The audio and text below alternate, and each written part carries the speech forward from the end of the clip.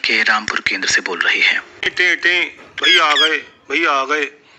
अंकित के घर आते ही हीरामन उछल कूद करने लगता है और तब तक करता रहता है जब तक कि अंकित उसके पिंजड़े के पास जाकर प्यार से कह नहीं देता कि हाँ हाँ हीरामन जी, हम आ गए, तुम ठीक तो हो ना।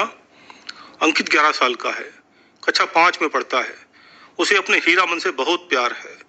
हीरामन तोता इस घर का बिल्कुल नया सदस्य है।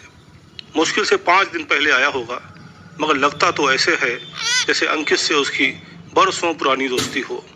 यूं भी हीरामन अंकित की जिद पर ही यहाँ लाया गया है। तोतों की दुकान पर अंकित को हीरामन भाग गया था। सारे के सारे तोते रट लगाए हुए थे, हमें ले चलो, हमें ले चलो। लेकिन दुकानदार ने जो उन्हें रटा दिया था, बस वही बोल रहे थे। एक हीरामन ही था जो इधर उधर फुदक रहा था, बीच बीच में धीरे से बोलता, टे टू टू टे टे टू। अंकित ने उसे देखा तो चहक उठा। उसने छूटते ही कहा, पापा यह तोता ले लीजिए, देखिए ना कितना सीधा है, बिल्कुल मेरी तरह। झूठ बोलते हो तुम कहाँ सीधे हो, तुम तो नंबर 1 के शैतान हो। पापा, अंकित मचल रहा था। पापा ने दुकानदार को पैसे दिए और अंकित ने लपक कर हीरामन का पिंजरा उठा लिया। दुकानदार ने बताया, ये तोते बड़े समझदार हैं जी, जो रटा दोगे तुरंत रट लेंगे। अंकित ने सबसे पहले उसको रटाया उसका नाम हीरामन, फिर रटाया भैया आ गए। अब तो किसी के आते ही हीरामन फट से बोलता है नमस्कार। उसे एक कविता भी याद हो गई है।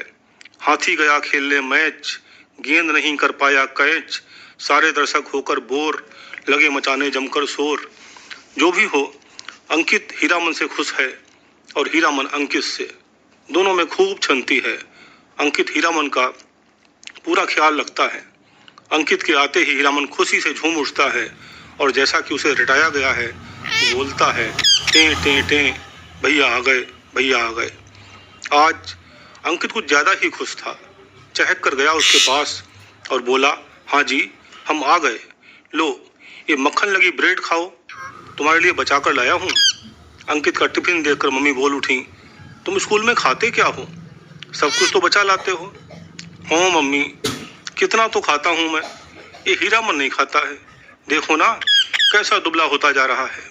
अंकित ने हीरामन के एक मीठी सी चपत लगाई और अपने कपड़े बदलने लग गया। दूसरे कपड़े पहनकर अंकित ने सवाल दागा, मम्मी आपको अपना वादा तो याद है ना, कल संडे है और कल हमें पिकनिक पर चलना है। नहीं भैया, मुझे कहाँ याद है, मैं तो भूल ही गई, मम्मी ने हंसते हुए कहा। थोड़ा रुक कर वो बोली, अच्छा अब तुम जल्दी से हाथ मुंह धो लो, मैं तुम्हारे लिए खाना लगाती हूँ। अंकित खा पी कर खेलने चला गया। सुबह हुई, पिकनिक पर चलने की बारी आई। अंकित ने पूछा, मम्मी हीरामन को भी ले चलूं? नहीं, उसे यहीं रहने दो, पापा ने कहा। अंकित ने जिद की, पापा प्लीज ले चलिए ना, बेचारा यहाँ बोर होगा, अकेले क्या करेगा। क्यों मम्मी, मैं ठीक तो कह रहा हूँ ना। अरे तुम तो हमेशा ही ठीक कहते हो, मम्मी हंस दी। अंकित ने हीरामन का पिंजरा उतार लिया। पापा जीप लेकर चल दिए। रास्ता आधे घंटे का था। पहुंचे तो सब चहक उठे।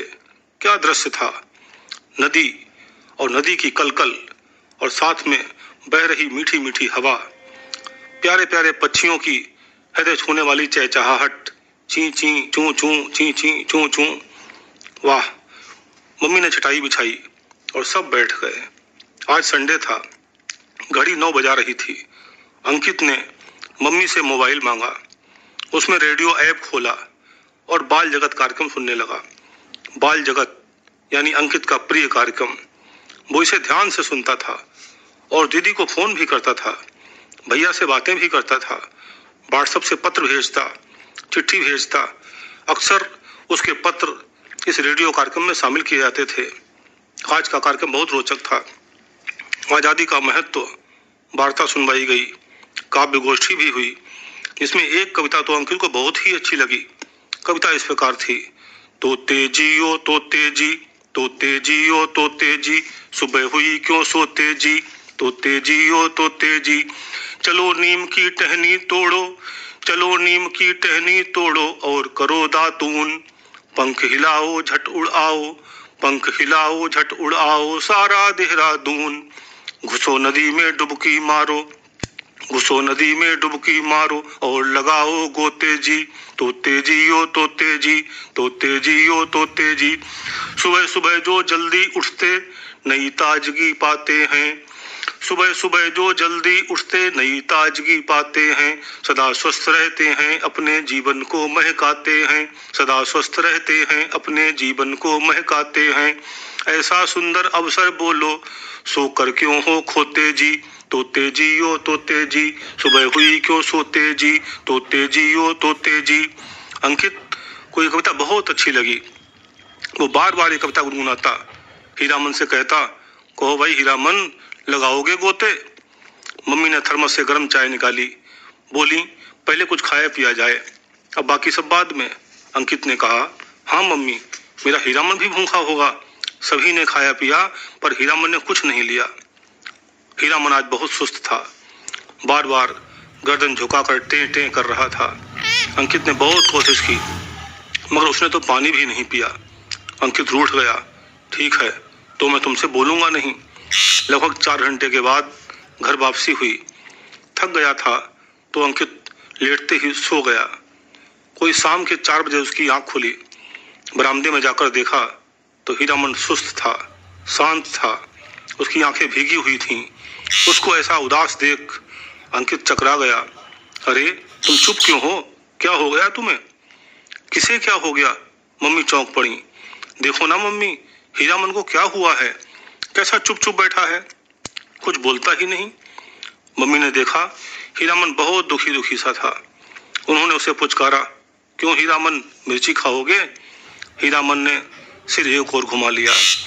मम्मी ने अंकित की पीठ से लाकर कहा, अंकित तुम्हारे हीरामन को बुखार आ गया है। बुखार? बुखार आ गया है? हाँ, जब तुमको बुखार आता है ना तो तुम भी तो ऐसे ही सुस्त हो जाते हो। तो मम्मी इसको दवाई दिलाने ले चलो। अंकित बोला, इसकी दवाई यहाँ थोड़ा ही मिलेगी। फिर कहाँ मिलेगी? इसकी दवाई मिलेगी इसके डॉक्टर के पास। मम्मी की बात पर अंकित को हंसी आ गई। हाँ, इसके डॉक्टर के पास? तोते क्या डॉक्टरी पढ़ते हैं? मम्मी ने समझाया, बेटे ये सच है कि तोते डॉक्टरी नहीं पढ़ते, पशु पक्षी डॉक्टरी नहीं पढ़ते, मगर ये अपना इलाज खुद करते हैं। अपने साथियों के साथ रहना, उनके साथ खेलना कूदना चहकना उड़ना, यही तो है इनका इलाज। तुम खुद ही सोचो, अगर तुम्हें तुम्हारे साथियों और हम सबसे अलग कर दिया जाए और डाल दिया जाए पिंजरे में, तुम्हारे इर्द गिर्द हो तोते, तब तुम क्या बात करोगे उनसे, अपना क्या दर्द कहोगे उनसे? अंकित घबरा गया, मैं तो ऐसे रह ही नहीं सकता। मम्मी बोली, बस यूं ही सोचो, तोतों की भी तो अपनी भाषा है, अपना परिवार है, अपने साथी हैं।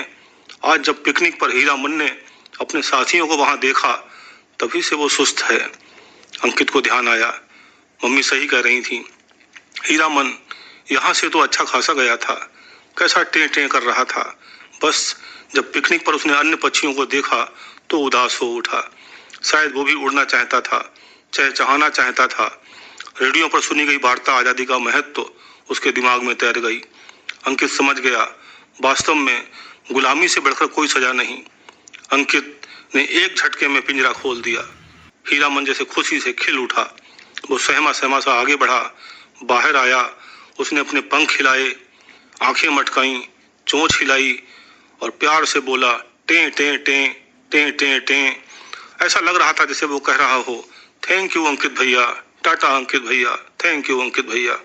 हृदय छूने वाला यह दृश्य हीरामन के फुर्र होते ही छू मंतर हो गया। अंकित के चेहरे पर मुस्कान तैर गई। उसे खुशी थी कि आज उसने एक अच्छा काम किया है, हीरामन को आजाद करके, हीरामन को उसकी खुशियां लौटा करके।